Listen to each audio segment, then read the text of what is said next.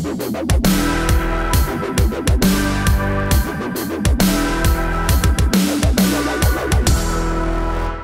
Penn State Outing Club is going to spend its 99th year doing something it's never done before, thanks to some administrators who recently completed a risk assessment of their activities. Hi, I'm Scott Ott with Bill Whittle and Stephen Green, and this episode of Right Angle is brought to you by the members at BillWhittle.com. Well, men, what the Penn State Outing Club is going to do in this coming year that it's never done before is not go out. For those of you who are probably unfamiliar with the terminology, when I say Penn State Outing Club, it has nothing to do with revealing somebody's sexuality or anything like that. It is actually a group of people who take hikes in the woods and kayak down little rivers and things like that in Pennsylvania. It is a student-organized group that has been running as a club for 98 years at Penn State. And for a very low fee, they have a very modest dues, and I think the average trip costs like $25 or something like that. And they get to go out on these student-led adventures.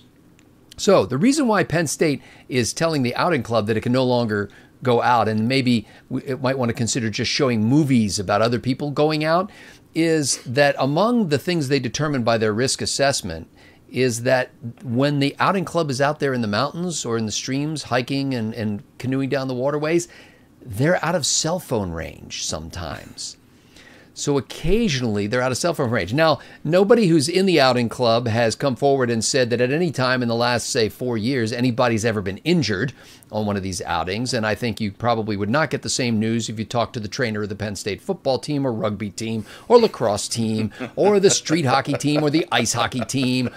But in any case, Stephen Green, this is Pennsylvania. This is God's country, the most beautiful hiking, rolling hills in the world, much better than Colorado, only because the hills in Pennsylvania are hikeable. You don't die every time you walk up one. Oh, no, I've got to give Colorado some real boosterism, and in a way that really cuts to the meat of this issue, at least I hope it does. You know, I grew up in the Midwest, and the first time I visited Colorado, it was July, and I left St. Louis, which was, 95 degrees and 90% humidity, and it feels like you're breathing a wet washcloth. And I stepped off the plane in Colorado Springs into this cool, clean, dry air, and I saw Pikes Peak on the horizon. I'd never seen anything like that, and me, 11 years old, said, I'm going to live here someday. And as next year when I turn 50, I will have been here for half my life, quarter century. And it's just, outdoorsiness is built into the local culture. I don't know if you're aware of this, but Denver is the fittest major metro area in the United States. We've got this huge obesity epidemic in this country that's been going on for about 40 years now and has really accelerated in the last 10 or 15. But in Denver, even though we've had legal pot for the last 4 years, we are still the skinniest, fittest major metro region in the area, and that's because getting out into those beautiful mountains, and we have foothills that you can climb with nothing but a pair of tennis shoes, Scott. It's built in.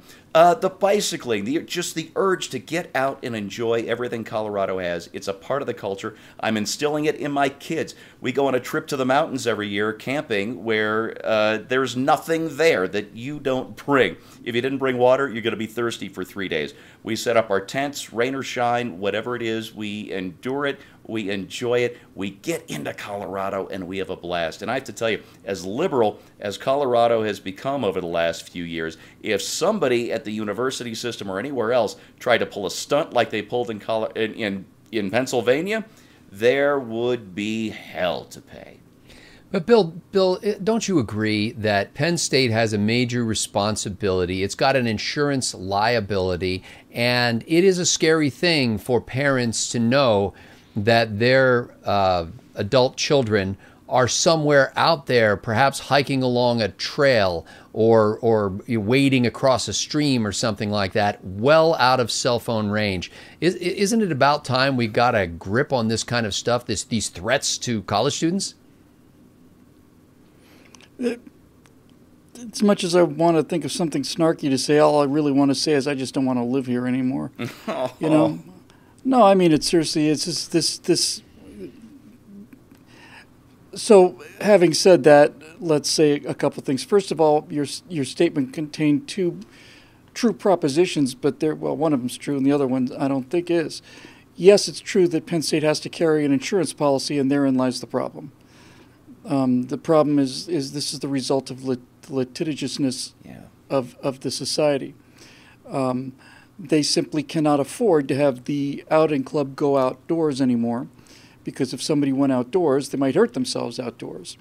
I'm sure their insurance policy covers what happens to them if they hurt themselves on campus, but outdoors is outdoors. And so we won't go outdoors anymore. And yes, I'm sure, as you suggested, the answer is to have the Outdoors Society show pictures of other people outdoors, people who live in free countries perhaps, or perhaps our forefathers or their ancestors who also lived in a free country.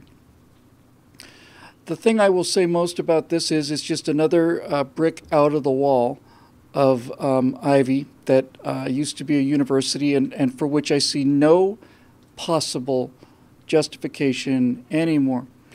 Penn State is, you would think would be one of the more conservative, sensible places left in the country, but you'd be wrong. And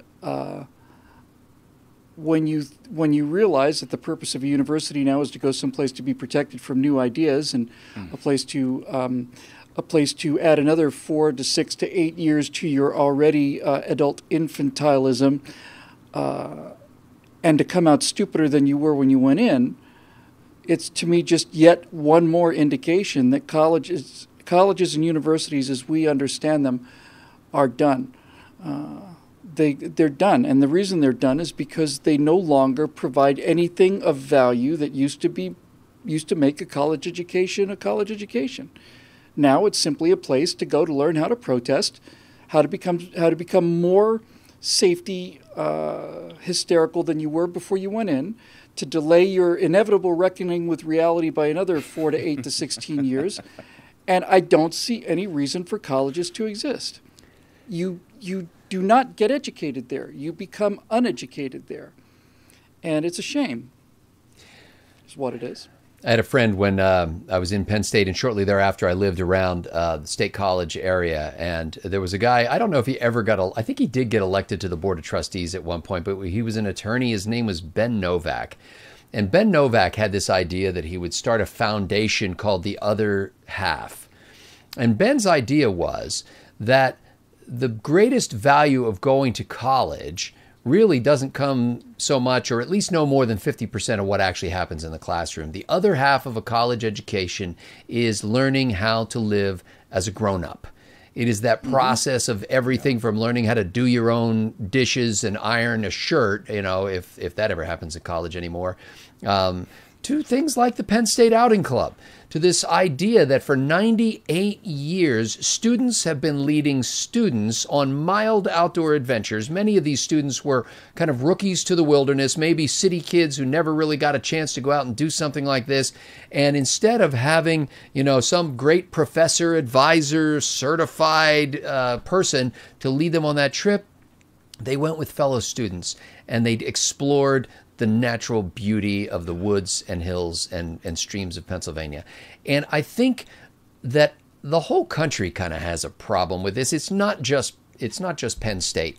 Organized activities run by the so-called grown-ups have stripped us of childhood and now apparently are planned to strip us of our young adulthood as well. I remember as a kid playing football in the field down the street where we didn't have any lines and we didn't have any equipment. I much preferred that to the organized football teams that I was part of for 7 or 8 years.